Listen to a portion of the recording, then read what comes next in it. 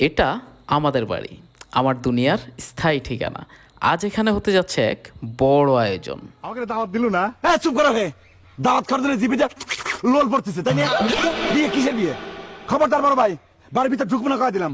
এবার একটা নিয়ত করেছিলাম বাড়ির সবাই এবং আশেপাশের আত্মীয় স্বজন নিয়ে একদিন খাওয়া দাওয়া করব।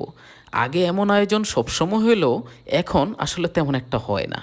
আমি শুধু নিয়ত করেছিলাম আর ব্যাপারটা সবার সাথে শেয়ার করলাম। আলহামদুলিল্লাহ, আমার ডাকাস্থ চাচা চাচি আর ভাই বোনেরা আন্তরিক সমর্থন ও নগদ সহযোগিতার মাধ্যমে সেই ইচ্ছাটাকে বাস্তবে রূপ দিতে সহায়তা করেছে।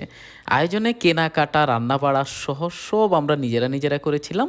নিজেরা বাজার করলাম, নিজেরা রান্না করলাম। এই যে আমার সেজো ভাই প্রধান বাবুর্চি, কাটাকুটায় ছিল বাড়ির মা চাচি ও ভাই বোনেরা।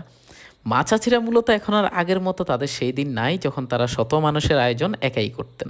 এখন এই বাড়িতে কয়েক দশক আগে বউ হয়ে আসা ভাবিরাই মা চাচি রোল প্লে করছেন, আর আমরা আছি অন্য কারো বাপ চাচা, ইভেন নানা দাদাও হয়ে যাচ্ছি।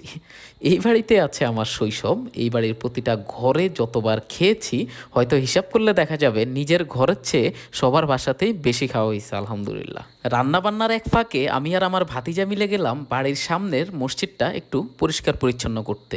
যেহেতু বাড়ির আশেপাশের আত্মীয় স্বজন মিলে প্রায় 100 জনের আয়োজন, তাই চিন্তা করলাম পুরুষদের বসানো হবে বাড়ির সামনের মসজিদে, যেটা আমাদের বাড়ির সবার উদ্যোগে প্রতিষ্ঠা করা হয়। মা চাচি ভাবি ভাতিজি ভাগ্নিদের সবার ব্যবস্থা হবে আমাদের ঘরে ইনশাআল্লাহ। যেহেতু আয়োজনটা ছিল রমজান মাসে, তাই জোহরের নামাজের পরে এসে বাকি রান্নাবান্নার কাজ দেখে আমরা গিয়েছিলাম ইফতারির জন্য বেশ কয়েক রকমের ফল কিনতে। এই আয়োজনগুলো আপনাদের কেমন লাগে? নিজের বাড়ির এমন আয়োজনের পুরনো স্মৃতি বা নতুন স্মৃতির অনুভূতি কমেন্টে জানাবেন।